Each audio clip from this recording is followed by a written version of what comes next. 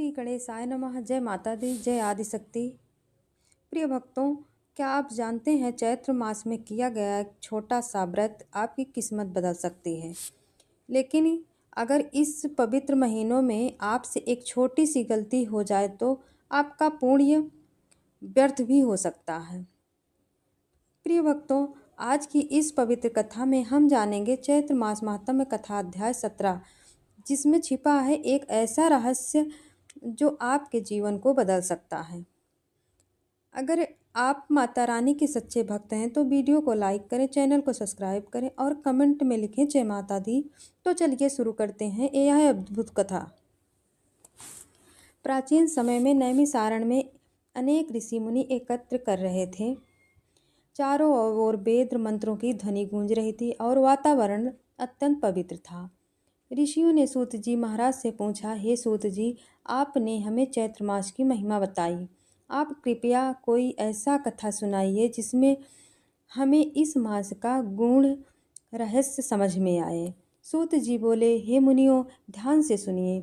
अब मैं आपको एक ऐसी कथा सुनाने जा रहा हूँ जो जीवन बदल सकती है। बहुत समय पहले एक नगर में एक धनी व्यापारी रहता था जिसका नाम वर्धन था।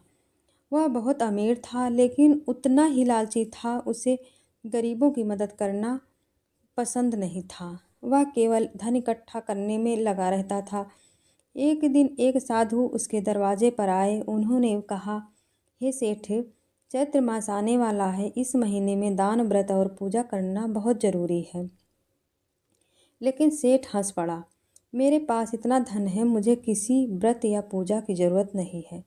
कुछ ही दिनों बाद सेठ के जीवन में समस्याएं शुरू हो गई। उसका व्यापार घाटे में जाने लगा, घर में अशांति बढ़ गई, स्वास्थ्य बिगड़ गया। अब उसे अपनी गलती का एहसास होने लगा। वह उसी साधु के पास गया और बोला, हे महात्मा, मुझे बचा लीजिए। साधु ने कहा, अभी भी समय है, चैत्र मास में देवी माँ का व्रत करो, सब ठीक हो जाएगा। सेठ ने पहली बार सच्चे मन से व्रत किया। रोज सुबह स्नान किया, देवी माँ की पूजा की, गरीबों को दान दिया। धीरे धीरे उसका मन बदलने लगा। चैत्र नवमी की रात अचानक एक दिव्य प्रकाश प्रकट हुआ। वहाँ माता देवी स्वयं थी। माता ने कहा, हे वर्धन, तुमने अपनी गलती सुधार ली है। माता ने उसे आशीर्वाद दिया, अब तुम्हारे जीवन में सुख और समृद्धि आएगी। व्यापार फिर से चल पड़ा, घर में खुशियाँ लौट आई, मन शांत हो गया। सूत जी बोले, हे मुनियों, ये कथा हमें सिखाती है अहंकार विनाश का कारण है, भक्ति जीवन बदल सकती है। चैत्र मास में किया गया व्रत अत्यंत फलदायी है। देवी माँ के आशीर्वाद के बाद सेठ वर्धन का जीवन सफल हो गया, लेकिन असली परीक्षा अभी बाकी थी। सूत जी बोले, हे मुनियों, जब भी कोई मनुष्य धर्म के मार्ग पर चलता है तो उसकी परीक्षा अवश्य होती है। कुछ समय बाद सेठ के पास एक व्यापारी आया। उसने कहा, मैं तुम्हारे साथ व्यापार करना चाहता हूँ, लेकिन इसमें थोड़ा छल करना पड़ेगा, हम ज़्यादा लाभ कमा सकते हैं। अब वर्धन के सामने दो रास्ते थे, पुराना लालच या नया धर्म। वर्धन पूरी रात सो नहीं पाया। वह सोचने लगा, अगर मैं फिर से गलत रास्ता अपनाऊंगा तो देवी माँ मुझसे नाराज हो जाएंगी। उसके मन में डर भी था और लालच भी। सुबह होते ही उसने उस व्यापारी से कहा, मैं अब गलत रास्ते पर नहीं चल सकता। यह सुनकर व्यापारी हंसते हुए चला गया। कुछ दिनों बाद वर्धन का व्यापार फिर से गिरने लगा। इस बार दुकान और भी बड़ा था। लोग उसे छोड़कर दूसरे व्यापारियों के पास जाने लगे। उसकी पत्नी ने कहा, क्या तुमने सही किया? वर्धन ने शांत होकर कहा, अगर सच्चाई के रास्ते पर नुकसान भी हो तो वह ही सही है। एक दिन अचानक राजा के महल में संदेश आया। राजा को एक ईमानदार व्यापारी की जरूरत थी। पूरे नगर में सिर्फ वर्धन का नाम लिया गया। राजा ने वर्धन को राजकीय व्यापारी बना दिया।